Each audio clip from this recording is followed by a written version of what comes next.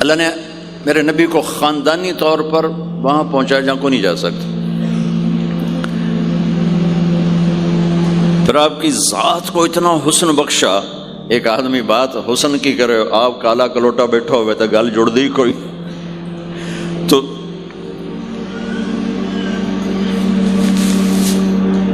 آپ تشریف لے جا رہے تھے ہجرت کر کے، تو راستے میں ایک رابغ ایک جگہ آتی ہے، وہاں بھوک لگی، پیاس لگی، وہ کھانے کا سامان تھا نہیں، تو ایک بڑھیا عورت کا خیمہ دیکھا.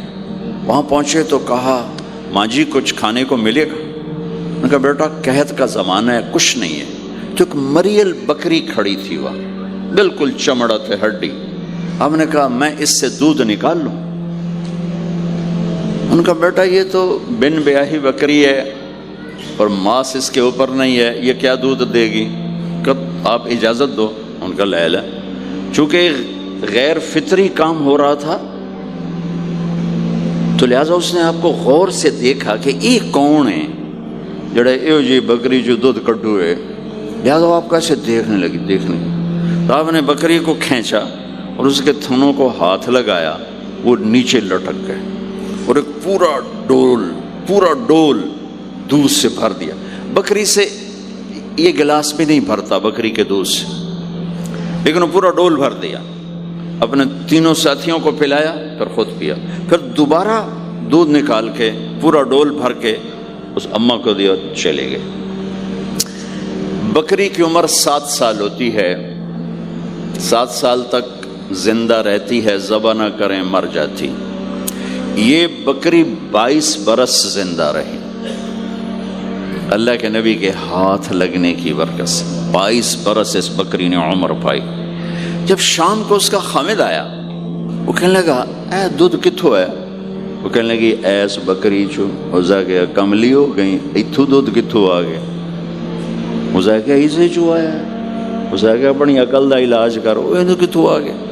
کہا نہیں ایک کوئی جادوئی شخصیت والا نوجوان آیا تھا، اس کے ہاتھوں میں کوئی طاقت تھی، اس نے تھنوں کو ہاتھ لگایا اور چشمہ بنا دیا. اچھا کیسا تھا ذرا بتاؤ؟ سفیلی ذرا دسے نہ کیوں جائے. اب اس نے بتایا کہ میں نے کیا دیکھا، اور وہ کمال کیا اس بڑھیا نے کہ آج تک بڑے بڑے علماء ان الفاظ کا ترجمہ کرتے ہوئے تھک رہے ہیں. وہ کہنے لگی ابا معبد رأیت رجلا ظاہر الوضاء ابلج الوجه حسن الخلق لم تعبه ثجلا لم تزر به سعلا ازج اقرا وسيم قسيم في عينيه تعج في صوته صحل في لحيته كفافا في عنقه سطع ان تكلم علاه البهاء وان سكت علاه الوقار وهو اندر الثلاثه. مجھے بھی ہمیشہ اس کے ترجمے میں تھکنا ہی پڑتا ہے، لیکن مجھے اس کی بڑی ایک تعبیر اللہ نے سجائی. کہنے لگے میں اس کا ترجمہ یوں کرتا ہوں، کہنے لگے ابو معبد میں تمہیں کیا بتاؤں، میں نے ایسا انسان دیکھا مجھے لگا جیسے 14ویں کا چاندی کپڑے پہن کے زمین پہ آ گیا. کہ مجھے یوں لگا جیسے 14ویں کا چاندی زمین پہ کپڑے پہن کے اتر آیا. کیا حسن تھا، کیا جمال تھا، کیا خوبصورت بھویں تھیں، کیسا ماتھا چوڑا تھا، آنکھیں کیسی حسین تھیں. اتعج اشکل احور اہدب اکہل انجل ابرج.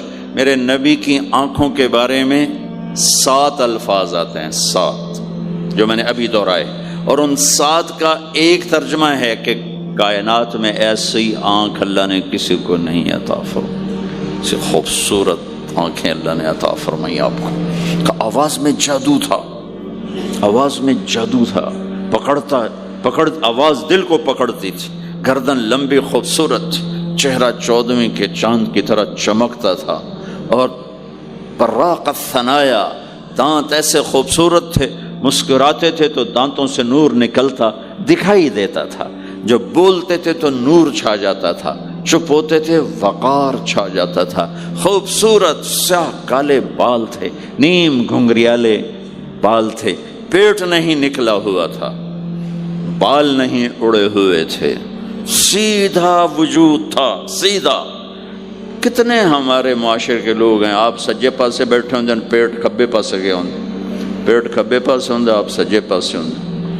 تو اللہ نے کھانا حلال حرام بند کیا ہے، حلال کھاؤ، حلال کا بھی طریقہ سکھایا کہ ماج بنتے نہ کھاؤ، بندہ بنتے کھاؤ، اتنا نہ کھاؤ کہ چربیاں چڑھ جائیں، زیادہ کھانا انسانیت نہیں، کم کھانا انسانیت۔ بیچ میں بات آگے کہہ رہا ہوں، میرے نبی نے کہا سب سے بدترین برتن جسے انسان بھرتا ہے اس کا پیٹ ہے، سب سے بدترین برتن جسے انسان بھرتا ہے اس کا پیٹ ہے۔ اور اگر تم نے کھانا ہی ہے اور تم کہتے ہو نہیں میں نے کھانا ہی ہے، تو 3 حصے کرو، ایک غذا کے لیے، ایک پانی کے لیے اور ایک ہوا کے لیے، ایک حصہ چھوڑو، ساری زندگی بیماری نہیں آئے گی۔ لیکن یہاں تک کھانے کے بعد پھر ڈاکٹروں کی چاندی نہیں ہوگی تو اور کیا ہوگا؟ جب تک یہ بیکریاں ہیں، یہ کولڈ ڈرنکس ہیں اور یہ فاسٹ فوڈز ہیں، صحت مند کوئی نہیں ہوگا۔ بھوکے رہنے میں اللہ نے صحت رکھی، کھا کھا کے تباہی پھیر دیتے۔ میٹھا کھانے سے شوگر نہیں ہو رہی، زیادہ کھانے سے شوگر ہو رہی، دبا کے کھانے سے شوگر ہو رہی۔ اللہ میرے نبی نے کھانے کا طریقہ بھی بتایا، کھانے کی چیزیں بھی بتائیں، کھانے کا طریقہ بھی بتایا، کھانے کے آداب بھی بتائے۔ کہنے لگی 2 لفظ جو دنیا میں کسی انسان کے لیے استعمال نہیں ہوئے، میں نے آخر میں چھوڑ دے۔ کہنے لگی ابو معبد، میں جب اس کو دیکھتی تھی نا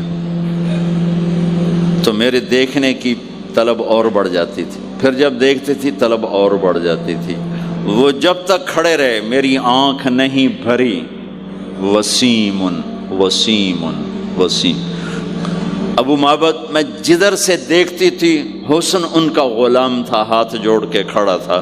قسیم قسیم، قسیم اسے کہتے ہیں جس کو چاروں طرف سے حسن و جمال نے گھیرا ہوا ہو، اور وسیم اسے کہتے ہیں جس کو دیکھ کے نہ دل بھرے نہ آنکھ بھرے۔ دنیا کا ہر حسن تھوڑی دیر دیکھنے کے بعد خوبصورتی ختم، کشش ختم۔ ایک ہستی کائنات میں آئی ہے میرے اور آپ کا نبی، جن کو جتنا دیکھا جاتا تھا دیکھنے کا شوق بڑھتا تھا۔ ام عائشہ بیٹھی کپڑا سی رہی تھی، سوئی گر گئی، تھوڑا سا اندھیرا نظر نہیں آ رہی۔ ہمارے نبی کمرے میں انٹر ہوئے تو آپ کے چہرے کے نور سے سوئی چمکنے لگی تو آپ نے سوئی کو اٹھایا ہے۔ یہ میرے نبی کا ظاہر ہے جو اللہ نے اتنا خوبصورت کر کے بنایا۔ پھر یہیں ہمیں زندگی کی خوبصورتی بھی ملی کہ زندگی خوبصورت ہو۔ زندگی خوبصورت ہوتی ہے رویوں کے ساتھ۔ پہلا رشتہ خاوند اور بیوی ہے، پھر اولاد ہے، پھر آگے رشتے بنتے ہیں، ماں باپ ہیں، یہ سارے رشتے یہ اس زندگی سے بنتے ہیں جو میرے نبی ہمیں سکھا کر گئے۔ آپ بطور چونکہ آپ نے باپ تو دیکھا نہیں، ماں کو دیکھا ہے، اور ماں کے ساتھ زیادہ عرصہ نہیں رہے، صرف 6 سال رہے ہیں، تو ماں کے ساتھ کیا ہونا چاہیے؟ ماں کے ساتھ سلوک ہوگا تو ماں دعا دے گی نا، باپ کی خدمت کرو گے تو باپ دعا دے گا نا، آنکھوں میں آنکھیں ڈال کے بات کرو گے تو زندگی، باپ کو تو نیند نہیں آئے گی، ماں کو تو نیند نہیں آئے گی۔ ماں باپ میں سلوک و اولاد لڑ کے بیٹھی ہو تو ماں باپ کو تو نیند نہیں آئے گی۔ بیوی بدتمیزی سے بات کرے تو خاوند کے نیند اڑ جائے گی، خاوند بدتمیزی کرے تو بیوی کی نیند اڑ جائے گی۔ تو یہ کہاں سے زندگی ملے گی؟ میرے نبی کے دروازے پر جاؤ، وہاں پتہ چلے گا کہ زندگی کیسے گزاری ہے۔ تو آپ نے اپنی اس تمنا کا اظہار کیا، کاش میری ماں زندہ ہوتی تو میں اس کی ایسی خدمت کرتا۔ میں عشاء کی نماز کے مصلی پہ کھڑا ہو کر ہاتھ باندھے سورۃ فاتحہ پڑھ رہا تھا، الحمدللہ رب العالمین۔ ادھر سے میرے گھر سے آواز آتی، محمد، میری ماں مجھے پکارتی محمد، تو میں نماز توڑ کے کہتا لبیک یا اماں، ماں جی میں حاضر ہوں، ماں جی میں حاضر ہوں۔ زندگی کو خوبصورت بنانے کا ماں باپ کے لیے طریقہ کہ اولاد ماں باپ کی آنکھوں کی ٹھنڈک بنے. یہ بچے ہمارا سب سے قیمتی سرمایہ، اور انہی پر سب سے بڑا ظلم ہوتا ہے. سب سے بڑا ظلم ہے آج کے ماں باپ کا 3 سال کے بچے کو اسکول ڈالنا. سب سے بڑا ظلم ہے. وہ روتا ہوا جاتا ہے، روتا ہوا آتا ہے، اور ماں باپ سے اس کی محبت کی تار کٹتے جاتے ہیں، کٹتے جاتے ہیں، کٹتے جاتے ہیں. 7ویں سال میں وہ بدتمیز ہوا پڑا ہوتا ہے. اب مائیں پریشان ہیں، بچے بدتمیز ہیں، بچے بدتمیز ہیں، کیونکہ ماں نے گود نہیں دی. جو ٹائم ماں نے دینا تھا وہ دے دیا اسکول کو. اور ہمارے اسکول کاروباری ادارے ہیں، علمی ادارے نہیں ہیں، کاروباری ادارے ہیں. میرے ملک کا یہ روگ ہے کہ یہاں کا وکیل بھی کاروباری ہے، یہاں کا ڈاکٹر بھی تاجر ہے، یہاں کا وکیل بھی تاجر ہے، یہاں کا جج بھی بک جاتا ہے، اور یہاں کا اسکول اور کالج بھی کاروبار ہے. 3 سال کا بچہ جب ماں باپ سے دور ہوتا ہے، روتا ہوا جاتا ہے، روتا ہوا آتا، تو وہ ماں باپ سے دور ہو جاتا ہے. اس کے اندر نفرت پیدا ہونی شروع ہو جاتی. سر اٹھا جو ہی وہ سر نکالتا ہے تو وہ ماں باپ کا نافرمان ہو جاتا ہے، بدتمیزی کرتا ہے، لڑتا ہے، جھگڑتا ہے، کیونکہ ماں اور باپ نے ٹائم نہیں دیا. اور پھر اس موبائل نے ہماری زندگی، گھر کی زندگی تباہ کر دی ہے کہ بچہ آ کر ماں سے بات کرتا ہے، ماں موبائل کو دیکھ کے بچے سے بات کر رہی ہوتی ہے. وہ باپ سے بات کرتا ہے، وہ اپنے موبائل میں، اور بچے سے بات کرتا ہے. یہ اس بچے کی عزت کو ذبح کر دینے والی بات. آنکھ سے آنکھ ملانا عزت دینا ہے. میرے نبی پاک صلی اللہ تعالی علیہ وسلم کی طرف جب کوئی آپ کو بلاتا نا، یا رسول اللہ آپ سے، تو مثلا یہ ہماری مجلس ہے، ادھر بھی لوگ ہیں، ادھر بھی لوگ ہیں. اب مجھے کوئی ادھر سے بلائے تو میری تو اتنی گردن مڑے گی، کوئی ادھر سے بلائے میری اتنی گردن مڑے گی. لیکن میرے نبی پاک صلی اللہ علیہ وسلم کو ادھر سے جب کوئی آواز دیتا یا رسول اللہ، تو اب یوں نہیں کرتے تھے، ہاں جی دسو کی گل ہے. اب پورا یوں کرتے تھے ایسے. بولو میرے بھائی کیا بات ہے. سبحان اللہ. آپ کو ادھر سے کوئی بلاتا یا رسول اللہ، تب ایسے نہیں کرتے تھے، ہاں جی بولو. اب پورا ایسے مڑ کر پھر فرماتے جی فرمائیے کیا بات. اب عام لوگوں کے ساتھ یہ فرماتے تھے. ہم تو اپنی اولاد کے ساتھ یہ نہیں کرتے، بیوی خامند کے ساتھ یہ نہیں کرتے، خامند بیوی کے ساتھ یہ نہیں کرتے.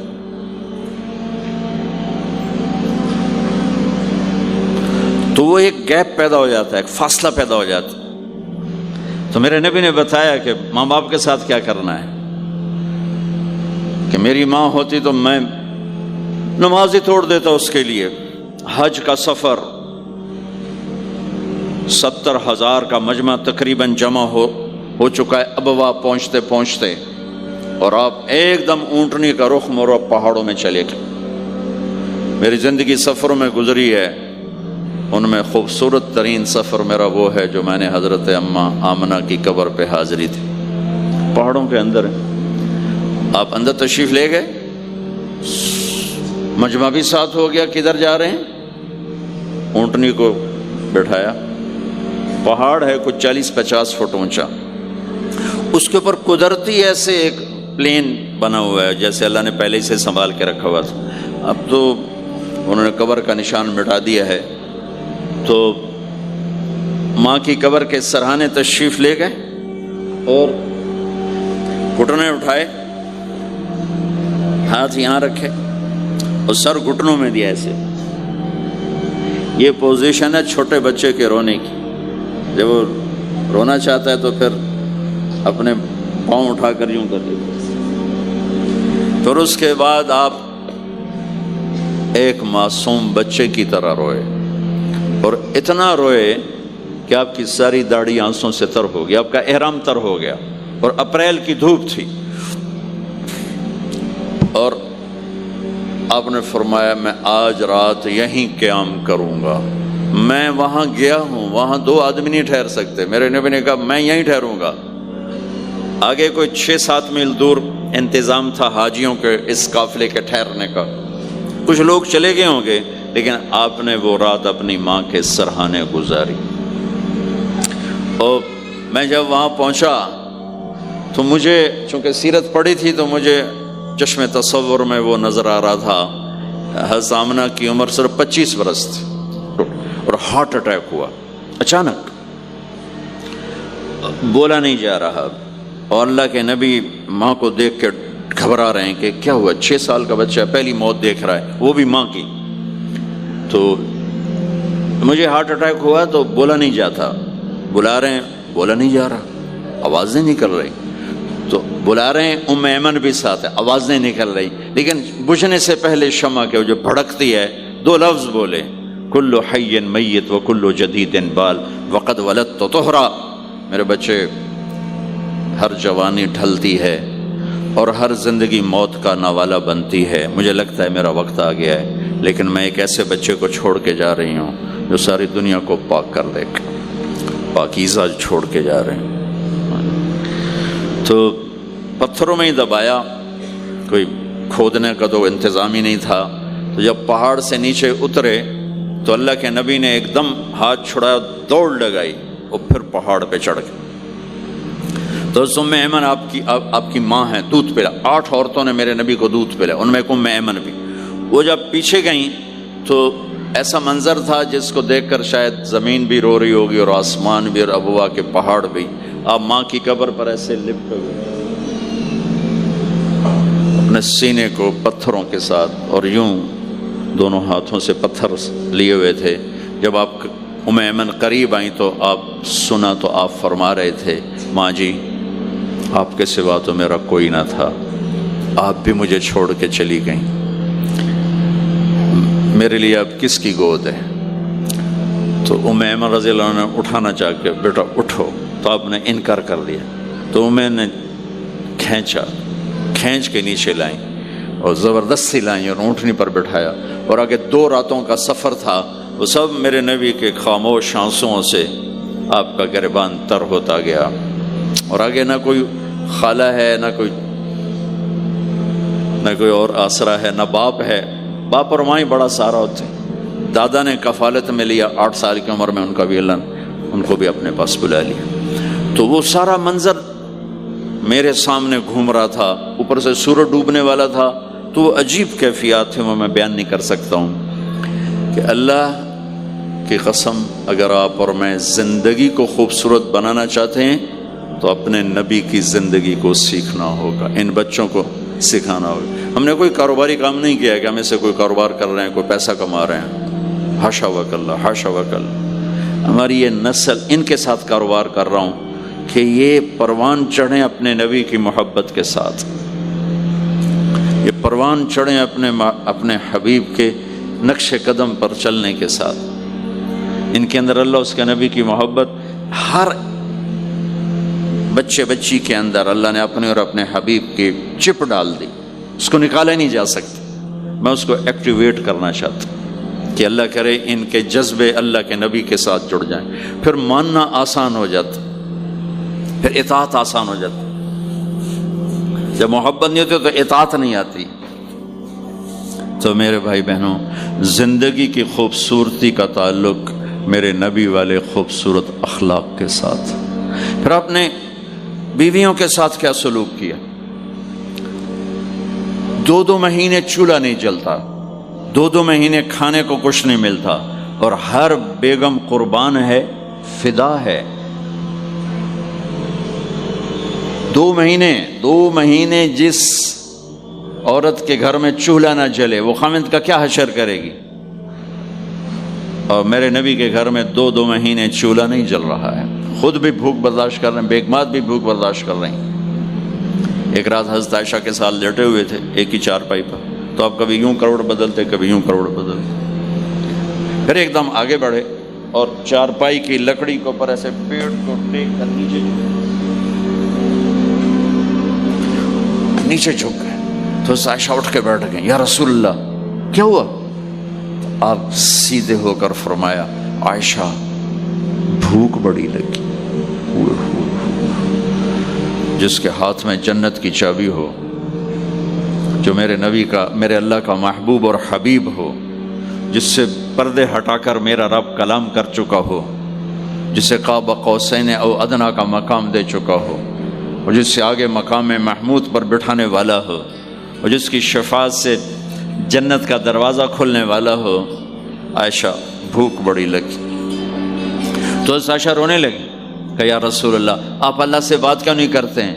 کہ نہیں عائشہ، اسی بھوک میں اللہ سے ملوں گا، مجھ سے پہلے جو نبی میرے ساتھی تھے وہ بھی اسی طرح چلے گئے، میں بھی ایسے ہی چلا جاؤں گا۔ اور اس کے باوجود بیویاں قربان ہو رہی ہیں، فدا ہو رہی ہیں۔ کس چیز نے باندھا ہوا تھا؟ میرے نبی کے سلوک نے، میرے نبی کے اخلاق نے۔ اللہ کی قسم، میرے نبی کی شادیاں شوق کی شادیاں نہیں تھیں۔ ایک حدیث سناتا ہوں، ما تزوجت وما زوجت الا بوحی من السماء نزل به جبریل۔ سن لو لوگو، میں نے جہاں شادی کی، میں نے جہاں بیٹی دی، پہلے آسمان سے وحی آئی، جبریل لے کر آئے، پھر میں نے شادی کی۔ یہ شوق کی شادیاں نہیں ہیں، زندگی سکھانے کی شادیاں ہیں، کیونکہ سب سے مشکل رشتہ خامند اور بیوی ہے، سب سے مشکل رشتہ خامند اور بیوی ہے۔ اس وقت طلاقیں کیوں بڑھ رہی ہیں؟ ایک تو یہ ہماری یہ جو فاسٹ فوڈ ہے، اس نے ہمارے اندر جو ایک نیچرل سسٹم تھا اسے ڈسٹرب کر دیا ہے، تو غصہ بڑھ گیا ہے، برداشت گھٹ گئی ہے، چھوٹی چھوٹی باتوں پہ گھر اجڑ رہے ہیں، گھر اجڑ رہے ہیں۔ پہلے یورپ میں سنتے تھے، اب یہاں پاکستان آج شادی ہوتی چوتھے دن طلاق ہو رہی ہوتی۔ میں وہاں بیان کے لیے نکل رہا تھا مانچسٹر، تو میرے ساتھ جو گاڑی چلا رہا تھا، میں نے پوچھا آپ کیا کرتے ہو؟ لاہور کا تھا۔ کہا جی میں وکیل ہوں۔ میں نے کہا یہاں کوئی جھوٹے کیس ہوتے ہیں جیسے پاکستان میں؟ کہا جی نہیں، یہاں جھوٹا کیس کوئی نہیں ہوتا، جو بھی ہوتا ہے جنون ہوتا ہے۔ میں نے کہا یہاں مسلمانوں کے لڑائی جھگڑے آتے ہیں؟ کہا جی ہاں جی آتے ہیں۔ میں نے کہا سب سے زیادہ کیا جھگڑے آتے ہیں؟ کہا جی سب سے زیادہ طلاق کے آتے ہیں، طلاق طلاق طلاق طلاق۔ کہ نہیں سیکھا، زندگی برداشت کا نام ہے، برداشت کرنا سیکھا نہیں۔ میرے نبی نے 11 شادیاں کی، ہر قسم کی عورت کے ساتھ شادی کی، خاندان کے اندر، برادری کے اندر، اور خاندان برادری سے باہر۔ یہی 3 نسبتیں ہیں۔ اپنے خاندان میں قریش، تو آپ کی کئی بیگمات قریش، حضرت عائشہ، حضرت حفصہ، حضرت زینب، حضرت ام حبیبہ، یہ سب قریش ہیں۔ قریش سے باہر حضرت میمونہ، حضرت جویریہ، یہ قریش سے باہر ہے، برادری۔ پھر برادری سے بھی باہر شادی کی، یہود، حضرت صفیہ یہودی کی بیٹی ہیں، ان کے ساتھ شادی کی۔ ہر نسل سے شادی کی، اوپر والے کا نظام ہے۔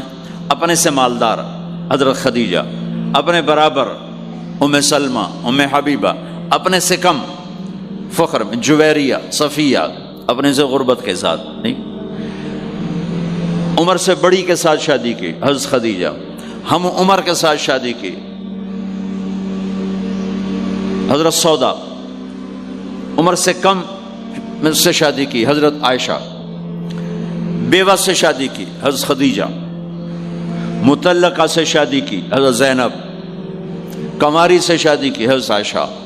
جتنی بھی نسبتیں کسی عورت کی بن سکتی ہیں، ان سب میں اللہ نے آپ کو استعمال کر کے زندگی گزارنے کا طریقہ سکھایا۔ تیز مزاج کے ساتھ شادی کی، حضرت حفصہ رضی اللہ تعالیٰ عنہ، مزاج میں تیزی تھی۔ حضرت عمر رضی اللہ تعالیٰ عنہ کی بیٹی، مزاج میں شدت تھی، زندگی گزار کے دکھایا۔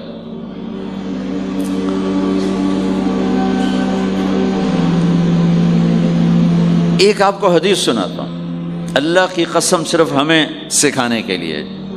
جس ہستی نے اللہ کو آنکھوں سے دیکھ لیا ہو، اس کے لیے عورت کیا چیز ہے، دنیا کیا چیز ہے۔ میرے نبی کا معراج کے بعد دنیا میں واپس آنا سب سے بڑا مجاہدہ اور قربانی ہے۔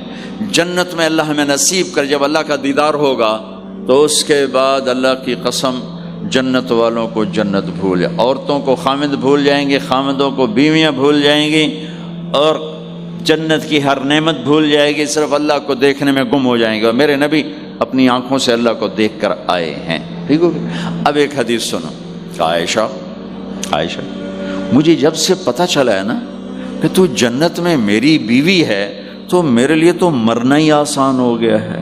اللہ اکبر۔ یا عائش انہ لیہون علی ان اریتک زوجتی فی الجنہ، میرے رب کی قسم ہمیں آپ کو سمجھانے کے لیے، ہمیں آپ کو بتانے، عائشہ مجھے جب سے پتہ چلا ہے نا کہ تو جنت میں میری بیوی ہے، مجھے تو مرنا اچھا لگنے لگا ہے، مجھے تو مرنا اچھا لگنے لگا ہے کہ تو جنت میں میری بیوی ہے۔ سبحان اللہ۔ ادھر اچھا جی جنت بھی یہی لبنی ہے جی، یہ جنت جا کے بھی یہ نالی رانا ہے، یہاں یہ باتیں سننے کو ملتی۔ اور میرا نبی کہہ رہا ہے عائشہ مجھے پتہ چلا ہے کہ تو جنت میں میری بیوی ہے، تو میرے لیے تو مرنا ہی آسان ہو گیا۔ سبحان اللہ، کیا خوبصورت، اللہ کی قسم یہ دلداری تھی۔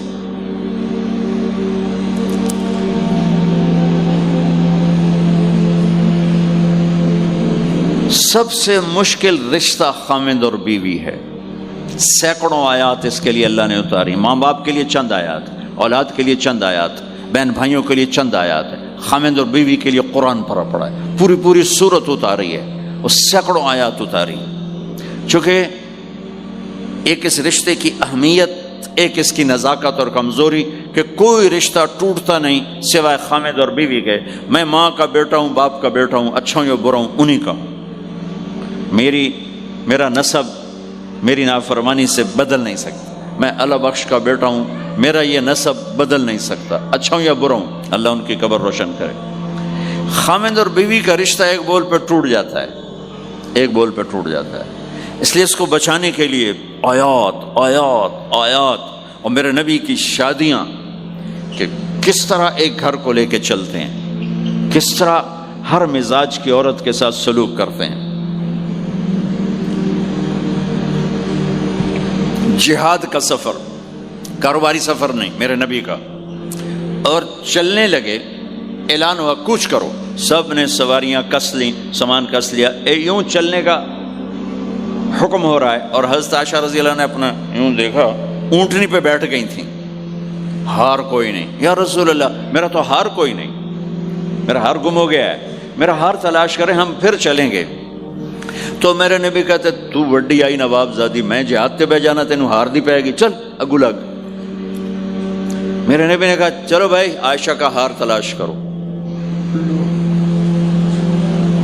اللہ کی قسم میں جب یہ واقعات پڑھتا ہوں یا سناتا ہوں میں خود حیرت میں ڈوبا ہوتا ہوں کہ کیا کر دیا میرے نبی نے، جہاد کا سفر، اور میرے نبی کا ہار تلاش کرو بھائی، اب سارے ہار تلاش کر رہے ہیں۔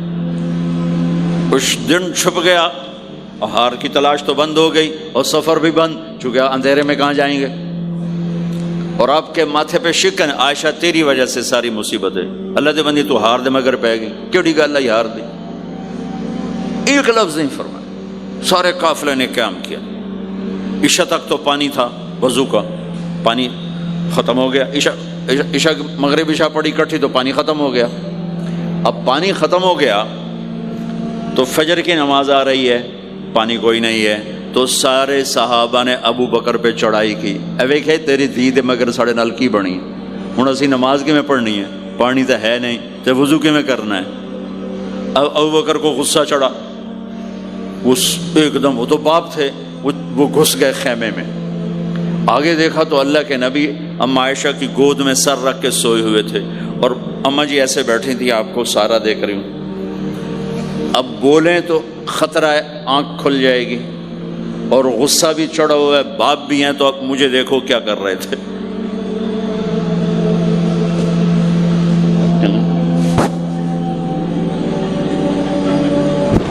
تیرے جو پھر یوں ماری زور سے انگلی بیٹی کے نا یہاں، پہلے یوں کرتے پھر ایسے ماری زور سے، وہ کہنے کہ میں ایسے سخت ہو گئی تاکہ میں ایسے نہ ہوں کہ اگر میں تھوڑا حرکت کی تو اللہ کے نبی کی آنکھ کھل جائے گی، تو ماری گیا ٹھا ٹھا ٹھا، وہ منہ سے کہہ رہا، اور وہ ایسا کر کے بیٹھی چمک، غصے میں باہر چلے گئے۔ اب آپ کی آنکھ کھلی فجر پر، تو عائشہ نے کہا یا رسول اللہ وہ تو باہر تو بڑا مسئلہ ہو گیا ہے، پانی کوئی نہیں ہے اور نماز کا وقت ہو گیا ہے، وضو کیسے کریں؟ سبحان اللہ، اللہ نے قانون بدل دیا، دنیا میں پہلی دفعہ ہونے لگا ہے۔ 1,24,000 نبی آئے، پانی نہ علی وضو ہو سکتا ہے، اس کے علاوہ نہیں ہو سکتا۔ میرے اللہ نے قرآن اتارا فَإِن لَّمْ تَجِدُوا مَاءً فَتَيَمَّمُوا صَعِيدًا طَيِّبًا فَامْسَحُوا بِوُجُوهِكُمْ وَأَيْدِيكُمْ مِنْهُ۔ اچھا میرے بندو، پانی مک گیا ہے، چلو مٹی چاہتے منہ تے مارو تے دوئی چاہتے ہتھاں تے مارو تے تمہارا وضو ہو گیا، چلو تیمم کرو اور نماز پڑھو۔ اب وہ جو سارے ابو بکر پہ غصے ہو رہے تھے نا، اما عائشہ کہنے لگے واہ ابو بکر بھائی تیرے تو فعل کی کم بن گیا، تیری دھی دے تو فعل کی کم بن گیا۔ تو اسید بن حذیر پہلے ذرا زیادہ گرم ہوئے تھے، تو وہی ابو بکر تیرے گھر کی یہ پہلی برکت نہیں ہے، پہلے بھی بہت شمار برکتیں تیرے گھر کی طفیل امت کو ملی ہیں۔ تو اللہ نے تیمم کی آیت اتار دی، حضرت عائشہ کو ڈانٹ پلانے کی آیت نہیں آئی کہ میرے نبی تیری بیگم کے ہار کی وجہ سے میرے دین کا کام رک گیا اور میرے بندوں کی نماز خراب ہو گئی اور ان کو پانی سے محروم ہونا پڑا۔ میں قربان جاؤں اپنے رب پر، اپنے حبیب پر، اس ماں عائشہ پر، دنیا کی واحد عورت ہے جس کے سینے پر سر رکھ کر کسی نبی نے جان دی ہو۔ 1,24,000 نبیوں میں سے کوئی نہیں ہے جس کا سر بیگم کے سینے اور ٹھوڑی کے درمیان ہو اور اس کی جان اللہ نے نکالی ہو۔ واحد میرے آپ کے مات فی سحری و نحری، سحری و نحری، سحری و کہ میرے چونکہ آپ ایسے بیٹھے تھی اور حبیب پاک آپ کے سینے پر یوں دراز تھے، نیم دراز اس طرح، اور آپ کا سر مبارک ٹھوڑی کے ساتھ لگ رہا تھا، ٹھوڑی کے ساتھ یہ جگہ یہاں لگ رہی تھی اور باقی یہاں تھی، آپ اس طرح۔ اور واحد خاتون ہے جن کا حجرہ کسی نبی کی آرام گاہ بنا، ابدی آرام گاہ بنا۔ واحد اما عائشہ ہیں جن کے حجرے کو اللہ نے کسی نبی کے آرام گاہ بنایا، اور یہ واحد حجرہ ہے جہاں 70,000 فرشتہ صبح آ کے درود و سلام پڑھتا ہے اور شام تک پڑھتا ہے، اور شام کو 70,000 نیا آتا ہے اور صبح تک درود و سلام پڑھتا ہے اور واپس چلا جاتا ہے۔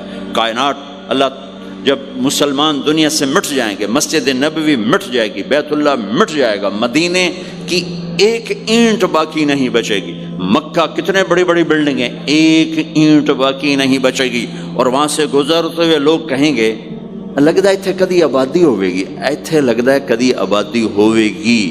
یہ زبانوں پہ ہوگا، جب سارے نشان مٹ جائیں گے اس وقت بھی 70,000 فرشتہ آ کے درود و سلام صبح سے شام تک پڑھے گا اور شام سے صبح تک پڑھے گا۔ یہ واحد میں خاتون ہیں عائشہ بنت ابی بکر جن کو اللہ نے یہ عزت بخشی، اور یہ واحد خاتون ہیں جب ان کے اوپر تہمت لگی، حضرت یوسف علیہ السلام پہ تہمت لگی تو بچے نے گواہی دی، حضرت مریم پہ تہمت لگی بیٹے نے گواہی دی، اور اما عائشہ پہ تہمت لگی تو اللہ نے گواہی دی کہ میں گواہ ہوں، اللہ گواہ بن کے آئے۔ تو اللہ نے کہا تیمم کرو بھائی، سارے خوش ہو گئے، سارے خوش ہو گئے۔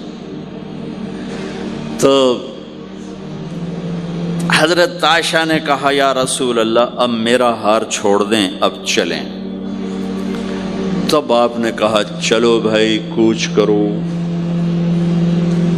اس سے زیادہ کوئی دلداری کا واقعہ پیش کر سکتا ہے؟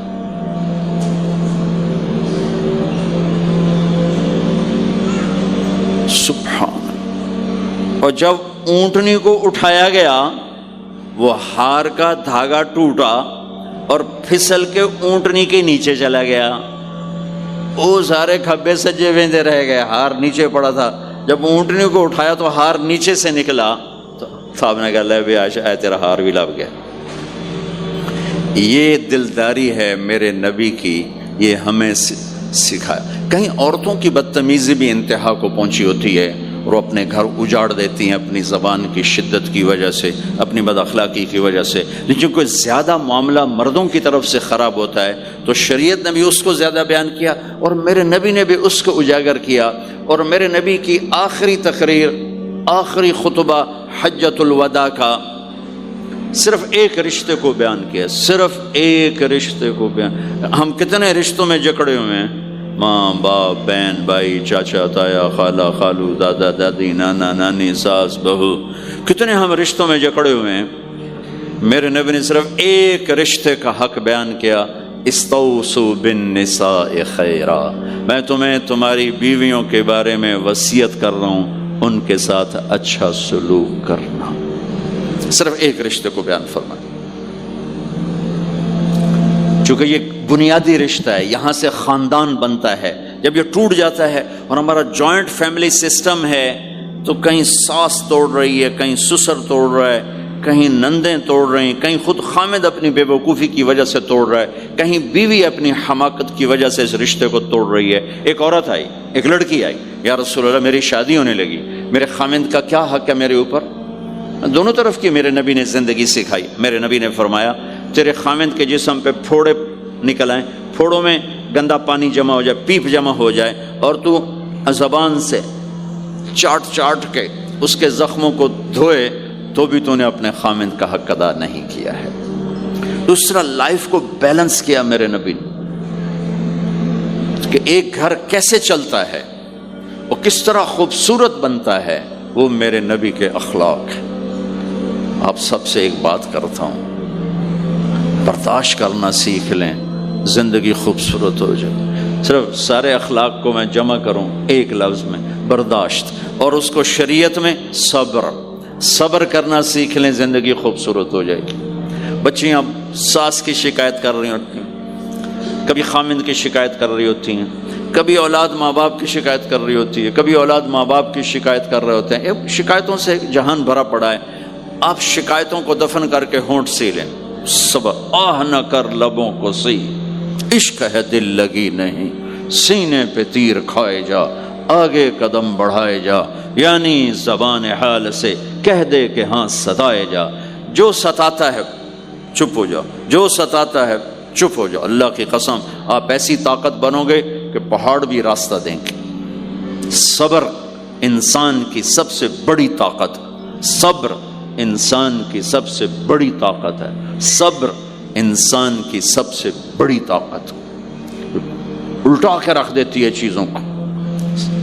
چپ رہنا سیکھ، خاموش رہنا سیکھ، درگزر کرنا سیکھ، تو آپ دیکھیں گے آپ کی زندگی میں کتنا حسن آتا ہے، کتنی زندگی میں مٹھاس پیدا ہوتی ہے۔ غصہ نکال دینا وقتی ایک راحت ہوتی ہے، اور پھر شرمندگی اور ندامت کے سوا کچھ نہیں ہوتا۔ اور پی جانا، سہ جانا، یہ آپ کو ایک عظیم و شان ہستی بنا دے گا۔ آپ کی دعائیں عرش سے جا ٹکرائیں گی۔ چپ رہنا ان بچوں کو سکھائیں، خاص طور پر اپنی بیٹیوں کو چپ رہنا سکھائیں کہ میں دکھ سے کہتا ہوں میرے دیس کا سسرالی معاشرہ ظالم ہے، ظالم ہے، ظالم ہے۔ اس میں نہ کوئی نمازی کی قید ہے، نہ بے نمازی کی، نہ دیندار کی، نہ بے دین کی، نہ کسی پردے والے گھر کی، نہ بے پرد گھر کی۔ سسرالی معاشرہ بہت ظالم ہے، بہت ظالم۔ جوائنٹ فیملی سسٹم عذاب بن چکا ہے، عذاب۔ پہلے ایک رحمت تھی یہ کہ سب کو اپنے حقوق حدود کا پتہ تھا، اب کسی کی زندگی میں دخل دینا یہ ہمارے اخلاق بن چکے ہیں، تو ہم اپنی زندگیوں کو خراب کر چکے ہیں، برباد کر چکے ہیں۔ پھر اولاد کے ساتھ کیا کرنا ہے؟ میرے نبی نے حسن حسین کے ساتھ 7 سال گزارے، حسین کے ساتھ 6 سال، حسن کے ساتھ 7 سال علیہم السلام رضی اللہ عنہما۔ 7 سال میں بچہ سمجھدار ہوتا ہے، ایک نصیحت نہیں کی، ایک نصیحت، 7 سال ایک نصیحت نہیں پائیں گے آپ۔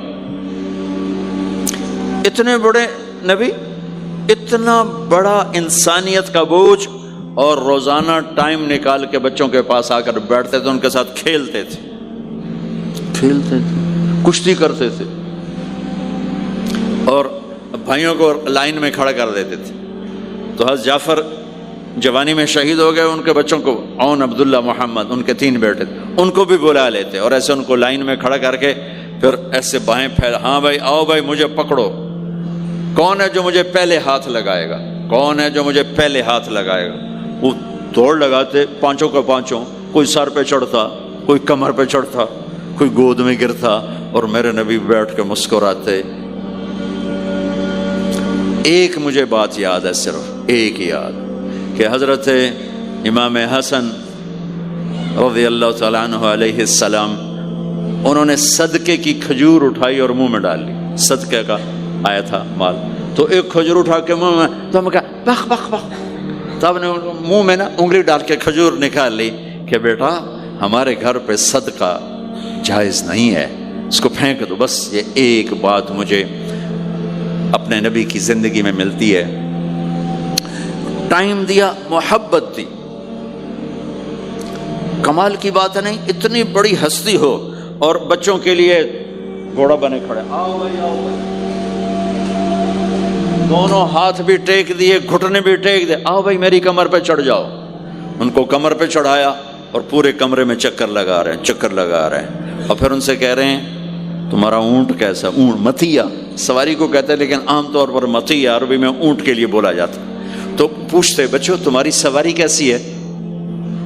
پھر دونوں بھائیوں کو اتار دیتے اور نواسی حضرت زینب ان کو اٹھاتے اور اپنی کمر پہ بٹھا کر کمرے میں چکر لگا رہے ہیں، چکر لگا رہے ہیں، چکر لگا رہے ہیں۔ یہ مائیں روز ٹھوکی کھلوتی، ایدو تھپڑ ایدو تھپڑ ایدو تھپڑ ایدو تھپڑ۔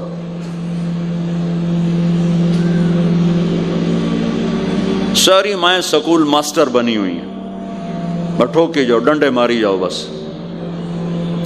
ایسی بے وقوف ہیں کہ جتنی محنت یہ کھانے پر کرتے، اپنے کپڑے کو سجانے پر کرتے، اس کا 100واں حصہ بچوں پہ کریں، ان کے بچے جنید بغدادی بن جائیں۔ ایک سکول کے حوالے کیا 3 سال کی عمر، پھر ٹیوٹر کے آتے، ٹیوٹر کے حوالے، اکیڈمیوں کے حوالے، وہ پوتر ان کے روبوٹ ان کدی یہیں بھجے جاندے، کدی یہیں بھجے جاندے، کدی یہیں بھجے جاندے۔ اے آیا کہ بی آیا؟ اے بھی سانو آپ برباد کیتا ہے۔ آہا، اور سنو، چلو یہ تو گھر کی بات ہے نا۔ ایک دفعہ حسن حسین کی کشتی کرواتے تھے، آؤ بھائی کشتی کرو بھائی۔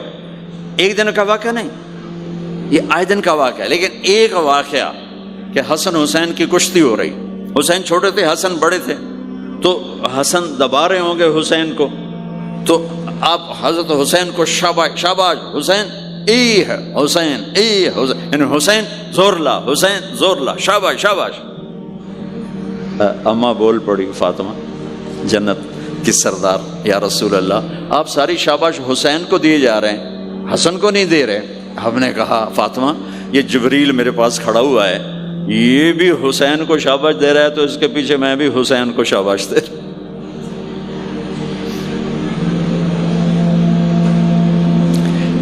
اس سے اور عجیب سنو، آپ فرض نماز پڑھا رہے ہیں، فرض نماز، فرض نماز، نفل نہیں، گھر میں نہیں، مسجد میں، اور آپ سجدے میں گئے اور حسن نے چھلانگ لگائی اور کمر پہ جا کے بیٹھ گئے، اور اینجے بندہ کرسی تو ٹھوک کے بیٹھ جاتا۔ میرے نبی نے سجدہ لمبا کر دیا، اتنا لمبا کیا کہ وہ سجدے میں پڑے لوگ سوچنے لگے کہ کہیں اللہ کا نبی فوت تو نہیں ہو گیا۔ تو جو سامنے والی صف تھی انہوں نے یوں کر کے دیکھا، چکر پچھلوں کو تو نظر نہیں آنا، انہوں نے اینج کر کے دیکھا تو دیکھا تو حسن سجدے اوپر چڑھے ہوئے۔ تو ایک صحابی جو قریب تھے انہوں نے ایسے ہاتھ آگے بڑھایا اتارنے کے لیے، تو میرے نبی نے بغلوں سے دیکھا کہ ایک ہاتھ آگے آ رہا ہے، تو آپ نے سجدے میں یوں کیا، میرے بچوں کو کچھ نہ کہو، جب تک حسن نہیں اترے آپ سجدے میں پڑے رہے۔ اور ایک اور تماشا ہوتا تھا، چونکہ اب نماز لمبی پڑھاتے تھے، لمبی ہوتی تھی نماز، تو آپ ذرا پاؤں کا فاصلہ ہے تو حسن ادھر بیٹھتے، حسین ادھر بیٹھتے، نماز میں میرے رب کی قسم سنا رہا ہوں۔ اب یہ دونوں کی آپس میں نا وہ شروع ہو جاتی، وہ ادھر وہ ادھر، پہلے حسن پار کرتے تو حسین ادھر آ جاتے، پھر حسین ادھر جاتے تو حسن یوں آ جاتے، پورے قیام میں یہ دونوں بھائی یوں یوں کرتے رہتے تھے، یوں، وہ ادھر وہ ادھر وہ ادھر وہ ادھر، سبحان اللہ، نماز ہو رہی۔ اس سے عجیب سنو، آپ نے اپنی بیٹی حضرت زینب آپ کی بڑی بیٹی زینب، ان کی بیٹی امامہ کو ظہر یا عصر کی نماز پڑھا رہے ہیں، کہاں بٹھایا ہوا ہے؟ میں پہلے بیان کرتا ہوں یہاں بٹھایا ہوا ہے علی یدہ، لیکن میں نے اب چند دن پہلے حدیث پڑھی، یہاں نہیں بٹھایا، یہاں نہیں بٹھایا، یہاں بٹھایا ہوا تھا، یہاں کندھے پر بٹھایا ہوا تھا، یہاں علی عاتقہ، اس کو عاتق کہتے ہیں، اور نماز پڑھا رہے تھے۔ جب آپ رکوع میں جانے لگے تو یہاں سے پکڑا اور آرام سے اس کو ساتھ بٹھایا، پھر رکوع کیا، قوما کیا، سجدہ کیا، سجدے سے جب اٹھے تو پھر امامہ کو اٹھا کر کندھے پہ بٹھا کے پھر نماز شروع کر دی۔ 4 رکعتاں میرے نبی انج پڑھائیاں کہ نواسی یہاں بیٹھی ہوئی ہے صرف زندگی سکھانے کے لیے، صرف زندگی سکھانے کے لیے۔ بچوں کو پیار اتنا دو کہ وہ آپ پہ قربان ہوں، ڈنڈا، سوٹا، تھپڑ، بدتمیزی، ڈانٹ ڈپٹ، یہ دوریاں پیدا کر دیتی۔ بہت چھوٹی عمر میں نے سگریٹ پینے شروع کر دی، کچھ 7-8 سال کی عمر میں نے سگریٹ پینے شروع کر دی۔ گاؤں میں تھے تو کوئی ماحول تو تھا نہیں، تو گھروں کو پتہ چل گیا، تو اب مجھے سگریٹ سے روکنے کے لیے سمجھایا جا رہا ہے۔ جی کیسے سمجھایا جا رہا ہے؟ میری ماں نے میرا منہ کھولا ہے کر کے، تو میرے ماسی نے چمٹا نپے تے وچ انگارا ہے تو این کرو، ٹھوکاں تیرے منہ وچ، ٹھوکاں تیرے منہ وچ۔ یہ مجھے سگریٹ سے روکا جا رہا ہے۔ جی مجھے منظر نہیں بھولتا، میری ماں نے دونوں ہاتھوں سے میرے جبڑے یوں کھینچے اور میری ماسی نے انگارا چمٹے میں ڈال کر، پاما تیرے منہ وچ، پاما تیرے منہ وچ، پینے گا سگریٹ؟ او میں نہیں پیندا، او میں نہیں پیندا۔ ٹھیک، باہر نکل کر میں نے پہلا کام سگریٹ سلگایا، اور میرے چھوٹے بھائی نے دیکھ لیا میری مصیبت تیرمیاں، وہ مجھ سے بھی 2 سال چھوٹا، 5 سال تھا، میں 7 سال اور 5 سال، میں کہتا میری شکایت لاوے گا، میں کہا تلی میں دیا، میں نے سگریٹ اس کے منہ میں لگا، تو بھی پی میں بھی پینا، تاکہ میری شکایت نہ لگائے۔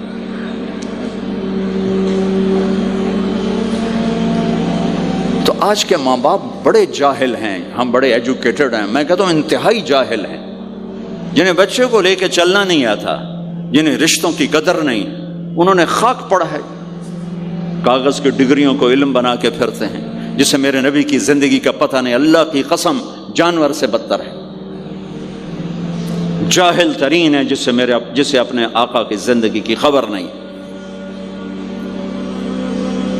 حضرت حسن آپ کے پیٹ پر بیٹھے ہوئے، آپ ان کے ساتھ کھیل رہے ہیں، اچانک حسن نے پیشاب شروع کر دیا۔ مجھے یاد نہیں، میرے بچے بچیاں ماشاءاللہ، میں نے ان کو اٹھایا ہوا تھا اور مجھے پیشاب محسوس ہوا تو میں نے اسے بیٹھے رہنے دیا ہو، مجھے یاد، میں اسی وقت پیچھے یا منجی تے سٹے یا ہیٹھاں سٹے پیشاب اتنے کرتا الو جائے نے۔ ٹھیک، میرے نبی پاک صلی اللہ علیہ وسلم کے نواسے حسن آپ کے پیٹ پر بیٹھے تھے، پیٹ ننگا تھا، تو آپ ان کے ساتھ کھیل رہے تھے تو انہیں پیشاب شروع کر دیا۔ میرے نبی ایسے بے حس و حرکت ہو کہ کہیں بچے میری حرکت سے بچے کا پیشاب نہ رک جائے، تو آپ ایسے ہو تو پورا پیشاب کیا اور آپ ہلے نہیں۔ جب وہ پیشاب سے فارغ ہوئے پھر آپ اٹھے اور بچے کو الگ بٹھا کر اپنے جسم پہ پانی ڈال کے اپنے آپ کو صاف کر کے تو آگے دوبارہ ان کے ساتھ کھیلنا شروع کر دیا۔ میں آپ کو اپنی نبی کی وہ زندگی بتا رہا ہوں جس کو اپنانے سے میری زندگی بھی خوبصورت ہو جائے گی، آپ کی بھی۔ ہم فخر سے کہتے ہیں ہمارے نبی نے چاند کے 2 ٹکڑے کر دیے، معراج پہ آسمان چیر کے چلے گئے، یہ بہت بڑے معجزات ہیں، لیکن میرے نبی کا سب سے بڑا معجزہ ہے کہ ہمیں ایک خوبصورت زندگی سکھا کر گئے۔ آپ کے اخلاق، میرے نبی کے اخلاق میرے نبی کا سب سے بڑا معجزہ ہے۔ حسن کو آگے بٹھایا ہوا تھا رضی اللہ عنہ علیہم السلام، تو ان کو ایسے زبان دکھاتے حسن کو تھا، تو حسن اس کو پکڑنے کی کوشش کرتے، جب ایسے ہاتھ مارتے تو آپ زبان منہ میں کرتے، اچھا وہ ہنس پڑتے، بچہ ہنس پڑتے، تو پھر اس کے بعد آپ یوں کرتے، تو پھر حسن آگے ہاتھ مارتے، پھر آپ زبان منہ میں کر لیتے، پھر وہ کرتے ہنستے، پھر آپ چپ ہو جاتے. کتنی دیر آپ حسن کے ساتھ یہ کھیل کھیلتے رہے. آپ گلی میں گزر رہے ہیں، بچے کھیل رہے تھے، بچوں میں حسین کھیل رہے تھے، تو آپ نے کہا پکڑو بھائی حسین کو، پکڑو بھائی. تو وہ آگے بھاگے، تو آپ پیچھے جان بوجھ کے جیسے ہم کرتے ہیں، وَجَعَلَ السَّبِيُّ يَلْعَبُ هَا هُنَا وَهَا هُنَا، جب وہ ادھر جاتے تو آپ آگے ہو جاتے، وہ ادھر آتے آپ ادھر ہو جاتے. پوری گلی یہ تماشا دیکھ رہی ہے، اور حسن حسین کبھی آگے بھاگ رہے کبھی پیچھے بھاگ رہے، اور آپ جان بوجھ کے اس کو پکڑ نہیں رہے. ہاں اب پکڑو بھائی، پکڑو بھائی، پکڑو بھائی. اور وہ بڑے ہنس رہے ہیں کہ آج میرا نانا تو میں نے نپ ہی نہیں سکتا. تو یہ تھوڑی دیر جب یہ کھیل چلتا رہا، پھر آپ نے ان کو کہا یہ پکڑ لیا اور اٹھایا اور ہونٹ چومے اور ماتھا چوما، کہ حسین مجھ سے ہے میں حسین سے، حسین مجھ سے ہے میں حسین سے.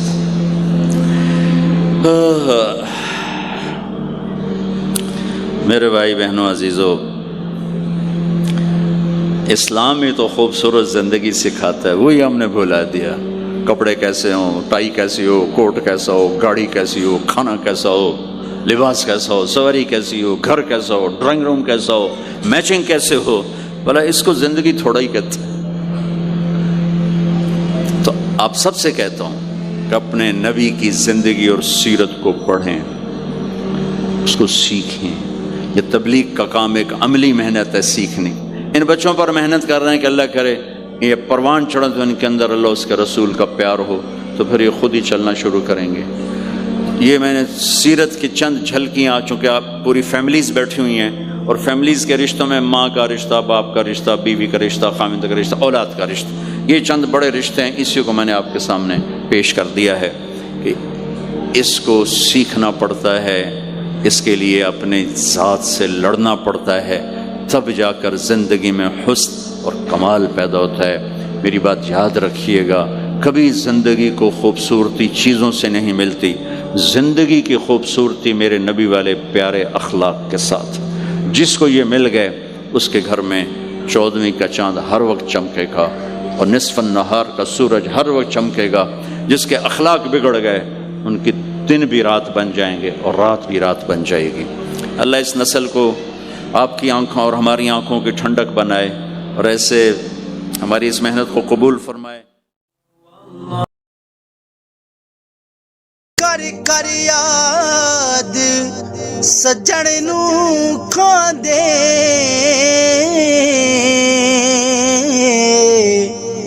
بھن بھن جگر نوالے،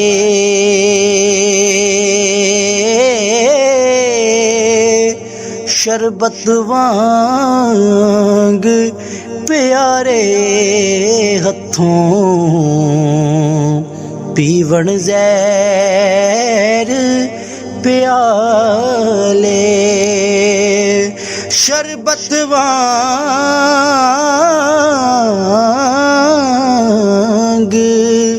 پیارے ہتھوں، پیون زہر پیالے.